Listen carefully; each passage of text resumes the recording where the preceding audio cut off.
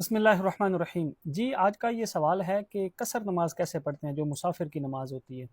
अक्सर जो हमारे भाई बहन मक्का मदीना में जाते हैं हज उम्रा के लिए, तो उनके अगर उसकी तरतीब भी मैं आगे जाके बता देता हूँ कि कसर नमाज किस पे होती है, मतलब उसकी क्या शराइत है। पहले ये बता देता हूँ कि कसर नमाज में होता क्या है, ठीक है, बाकी तरतीब चीज़ें बाद में बताता हूँ। पहली चीज़ हमेशा ये याद रखिएगा सल्लल्लाहु अलैहि वसल्लम, कसर नमाज में ना नमाज आधी कर दी गई है। वो कैसे? फजर की पूरी रहेगी, मतलब फजर की सुनते भी पढ़नी है और दो फ़र्ज़ भी पढ़ने हैं। ज़ोहर की जो चार फ़र्ज़ है ना, वो दो फ़र्ज़ हो जाती हैं, ठीक है।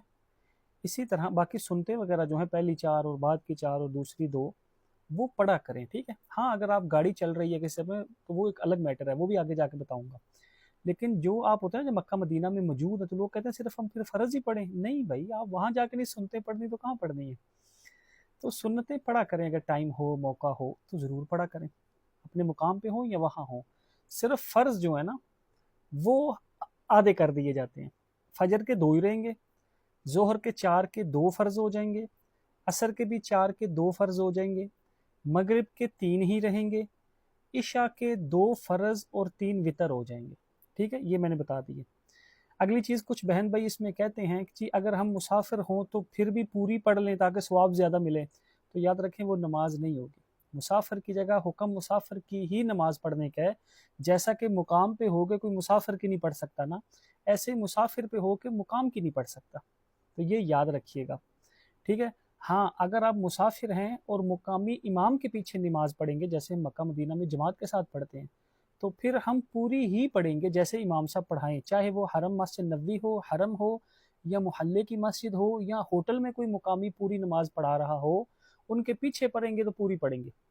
हाँ, अगर अलग पढ़ेंगे तो फिर कसर करनी ही करनी है, मेल फीमेल कोई भी हो।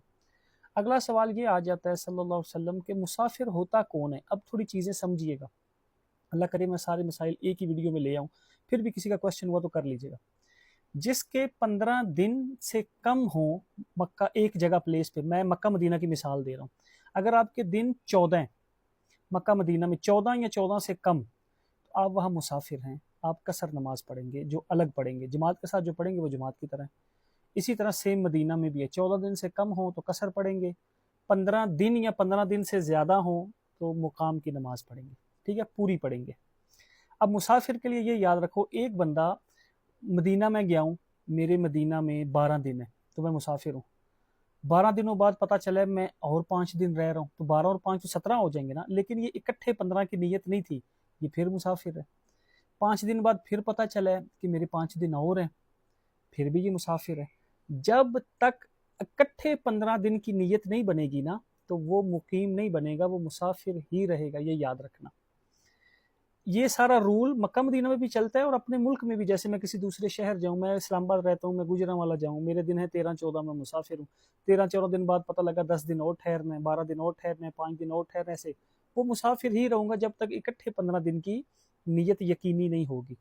इसी तरह अगर किसी के 15 दिन या 15 दिन से ज्यादा की नीयत है, लेकिन वो 12-13, तो वो जाके वहां पूरी नमाज पढ़ेगा। और 12-13 दिन बाद उसको कोई काम आया, वो वहां से आ गया है, तो कोई बात नहीं, क्योंकि उसकी नीयत ही 15 दिन की थी।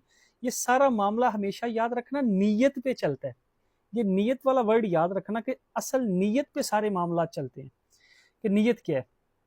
इसी तरह अगर किसी की दो रहायशें हैं, अक्सर होते हैं ना अपने मुल्क में, तो लोग पूछते हैं जी मैं, मेरा इस्लामाबाद में भी घर है, गुजरांवाला में भी घर है, तो मैं दोनों चीज़ों जगहों पे मुकामी हूँगा। नहीं भाई, जहाँ आप रहते हो वही मुकामी हो, बाकी जगह मुसाफिर है। इस तरह तो अगर पूरी दुनिया में किसी के घर है तो वो सारी जगह मुकीम है, ऐसा नहीं है। मुकाम एक होता है, ठीक है, ये याद रखिएगा। इसी तरह आप मक्का में हैं, अब ये मसला भी समझिएगा जिसका ज़्यादा लोगों को परेशानी भी आती है। हज की मिसाल ले लो, मैं हज पे गया हूँ, मेरे 18-20 दिन है और मैं वहाँ मुकीम में हूँ, मैं मुकीम हूँ।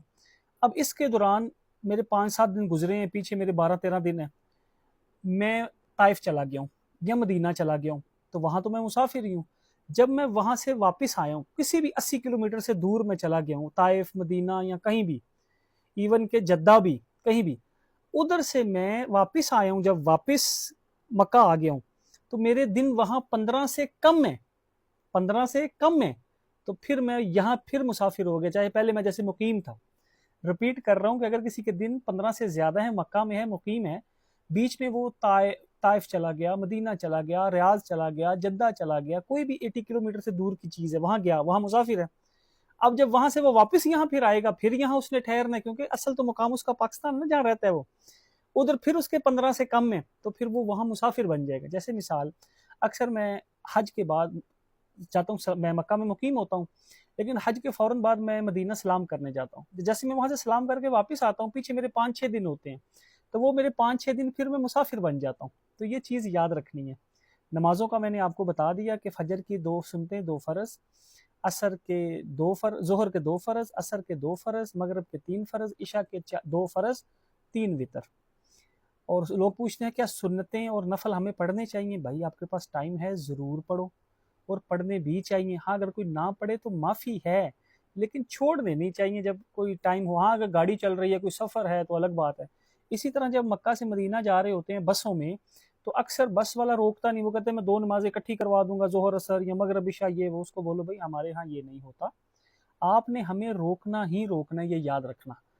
آپ ان سے تھوڑی سی ضد کر لو گے نا تو وہ کچھ بھی نہیں کہتے. بس اگر حاجی تھوڑا سا ڈھیلا پڑ جائے، جی اچھا ٹھیک ہے اب کیا کریں، تو پھر تو وہ کہیں گے جان دو. ڈرائیور ہوتے ہیں نا، ان کے اپنے چشکے ہوتے ہیں. تو جہاں بھی جاؤ نماز کا معاملات کلیئر کیا کرو. اور اسی کے ریلیٹڈ کیا سوال تھے سفر نامے کے، مجھے کچھ اور چیزیں یاد نہیں آ رہی. جیسے کل ایک چیز میری رہ گئی تھی، ہاں نیت. نماز پڑھتے نا جب بھی جماعت کے ساتھ نماز پڑھو. تو کل میں نے ایک ویڈیو بنائی تھی نا کہ امام کے ساتھ نماز کیسے پڑھنی ہے فیمیل بہنوں کے، فیمیل کے لیے.